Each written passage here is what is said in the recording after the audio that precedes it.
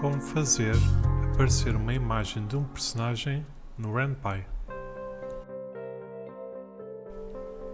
Olá, bem-vindos a mais um vídeo da RataDCC.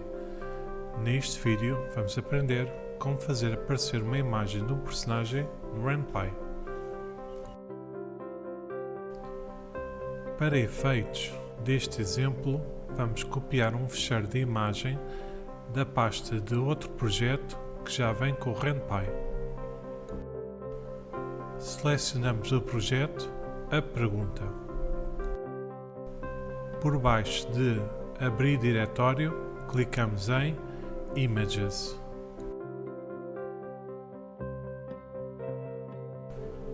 Copiamos o fecheiro de imagem Sylvie Blue Normal.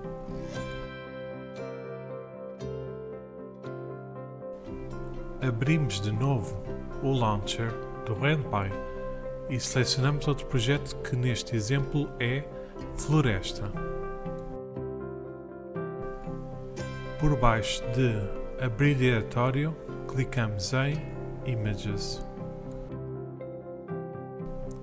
Nesta pasta, clicamos com o botão direito do rato e clicamos em Colar.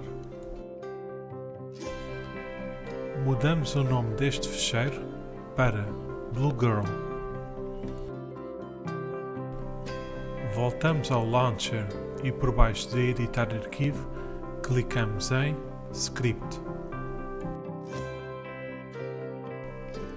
No sítio que queremos que a imagem do personagem apareça, escrevemos Show Blue Girl.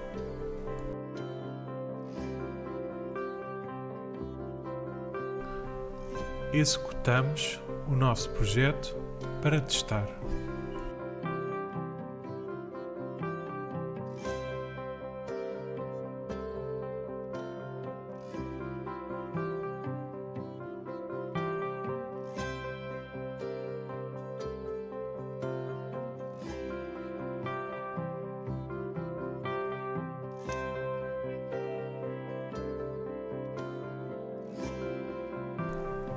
Espero que tenham gostado.